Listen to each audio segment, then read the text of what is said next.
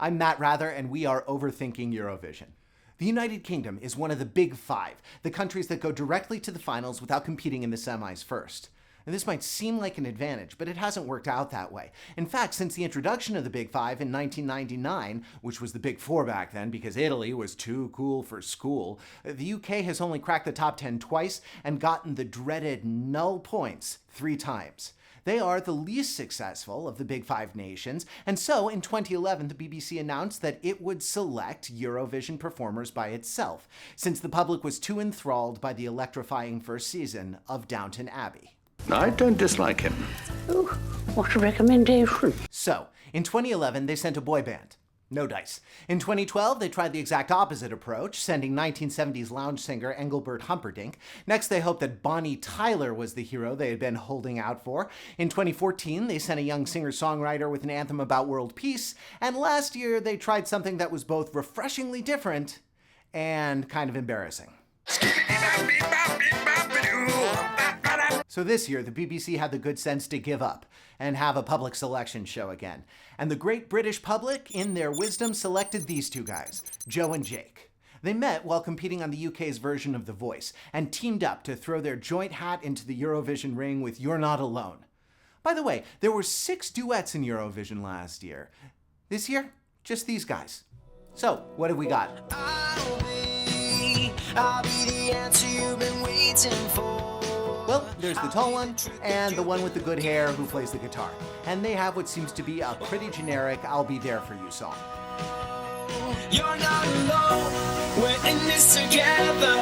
All that you want. But then there's a bit of a twist. And they don't need to know. And they don't need to know. Okay, who is they? And what is it they don't need to know? Is it the fact that the two of you are spending time together? Maybe one or both of you is already in a relationship and your significant other doesn't like your bandmate, so your bond has to remain secret. Or maybe the two of you make an unlikely couple that your friends don't approve of, so what the singer really means is they don't need to understand. Like, who cares what people think? We don't need to explain ourselves. Or maybe what they don't need to know is that one of them is having a crisis. Like, we'll get you into rehab and they don't need to know. We're going to help you sort out your credit card debt, and they don't need to know. So the singer is not only offering his unconditional support, but his complete discretion as well. But here's another possibility. Eurovision has a huge following in the gay community, and here are 2 men singing together. Once you start looking for that subtext, you can't unsee it. You see that meaningful glance right on no? I'm not the only one wondering here. You type "Are Joe and Jake" into Google and it will autocomplete a couple. And hey, the first hit is an interview they gave with the Gay Times magazine. But guys, that is not conclusive. In fact, when the interviewer asked them about their support in the gay community, Jake says, as well as having gay supporters, we've also got gay friends. We love their support and they're always incredibly honest with us. But I guess we don't need to know, Wow, that is kinda catchy. But I want to address an even greater mystery. Why the hell are there 2 drummers in this video? Is this such a hard-driving percussive dance number that one drum set could not possibly be enough? This seems like 1.5 more drum sets than you really need here. Your eyes show me where I wanna go.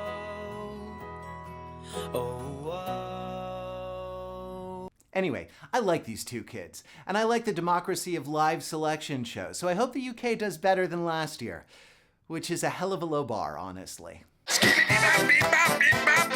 What else would you like to know? It's contagious.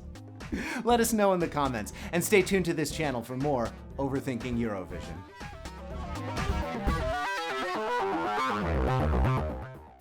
Thanks for watching Overthinking Eurovision. Here are some other videos you can watch, and here is a big button so you can subscribe to this channel and not miss anything. But if you really like what we do, we would love to have your support. Check out the Overthinking Eurovision Patreon page and become a patron there. It's patreon.com/Eurovision. And thanks for helping us to subject Eurovision to a level of scrutiny it probably doesn't deserve.